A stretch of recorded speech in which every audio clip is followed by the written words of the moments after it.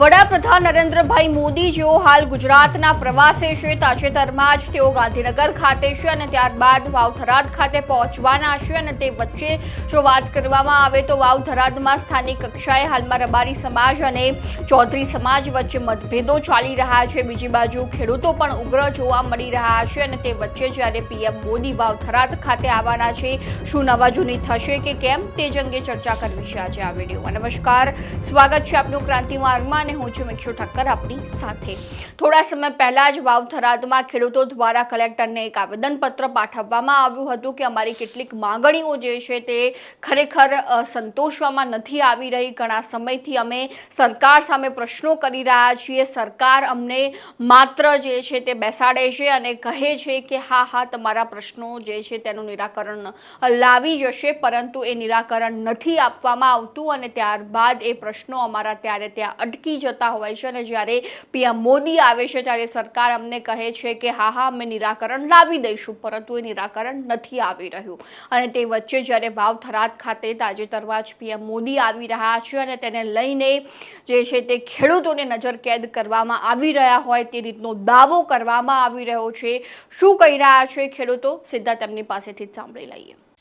આજે નાણી ખાતે વાવ-થરાદ જિલ્લાની અંદર લાખણી તાલુકાના નાણી ગામે જ્યારે વડાપ્રધાનની એક સભા રાખવામાં આવી છે। વડાપ્રધાન જ્યારે આવવાના હોય એ પહેલા ગઈકાલે લગભગ 4 વાગ્યાથી દરેક ખેડૂત આગેવાનોના ઘેર પોલીસ બેસાડીને નજરકેદ કરવામાં આવ્યા છે।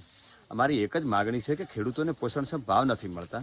નરેન્દ્રભાઈ મોદી જ ખુદ કહીને ગયા હતા કે ભાઈ ખેડૂતોની ડબલ આવક કરવાની છે, તો એવો કયો અનાજનો જે પાક છે કે જેના ભાવ આ લોકોએ 50-100 રૂપિયા વધાર્યા હોય? 10 વર્ષથી એના જ ભાવ આવે છે। અમારી માગણી એ છે ખેડૂતોને પોષણક્ષમ ભાવ આપો।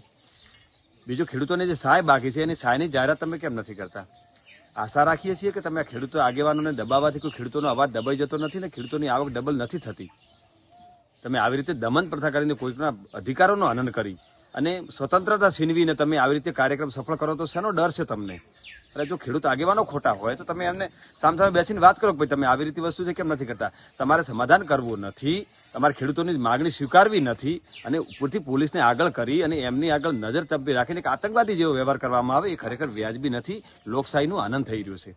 આવી જ રીતે કહેવા માંગીએ છીએ કે નરેન્દ્રભાઈ મોદી તમારી જોડે અમે આશા રાખીએ છીએ, ગુજરાતના પનોતા પુત્ર છો, અહીંયા જનતાએ તમને વોટ આપીને દિલ્હી સુધી મોકલવાનું જે કામ કર્યું છે તો ખરેખર એમના ઉપર તો આવા કુહાડિયાના ચલાવવાના હોય ને? એમની જરૂર છે મારી આટલી મોંઘવારીની અંદર એના બાળક પરિવારને કઈ રીતે બચાવી શકે છે? ત્યારે તમે જ પણ વિચારેલું છે, તમે તમારા જ આંકડા સદનની અંદર કીધેલા છે કે ખેડૂત પરિવારની મહિનાની આવક 12,500 રૂપિયા છે, તો એનો 5-7નો પરિવાર હોય છે, એની 12,500 રૂપિયા આવક મહિને થતી હોય તો એના ખર્ચા પણ નથી ચાલતા, તો એને ભણાવવાના એટલા મોંઘવારીના ખર્ચા થઈ ગયા સ્કૂલોની અંદર। અત્યારે એના સામાજિક પ્રસંગો હોય છે અને ખાવા પીવાનું હોય, ખેતીને આટલી મોંઘવારી વધેલી છે તો કઈ રીતે પૂરું કરે? કમસે કમ એના પરિવારનું તો જુઓ। એટલે વિનંતી કરીએ છીએ નરેન્દ્રભાઈ મોદીને કે તમે અહીંયા આવો ત્યારે એવી જાહેરાત કરજો કે ખેડૂતોનો દેવો માફ થાય। બીજું તમે સાથે સાથે કહીએ છીએ કે જે આગળના પૂર્વ વખતની જે છેલ્લા 6 મહિનાથી સહાય બાકી છે ખેડૂતોના ખાતામાં હજી સુધી સહાય નથી આવી, તો એ સહાયની પણ જાહેરાત કરો કે જેના થકી ખેડૂતોને જલ્દી સહાય મળે। અને દર વર્ષે માવઠા ઉપર માવઠા આવે છે। આ માર્ચ મહિનાની અંદર સતત 4 વર્ષની અંદર માવઠા આવે છે, મે મહિનાની અંદર માવઠા હોય છે, દિવાળી ઉપર પણ માવઠા હોય છે, તો ખેડૂતના ઉડાયેલો કોળીઓ વર્ષોથી છીનવાઈ રહ્યો છે। તો એ તબક્કે આપણે વિનંતી કરું છું કે ખેડૂતો દેવાની અંદર ડૂબી ગયા છે, આ ખેડૂતોનો દેવો માફ થાય એવું આપણે કંઈક કરજો।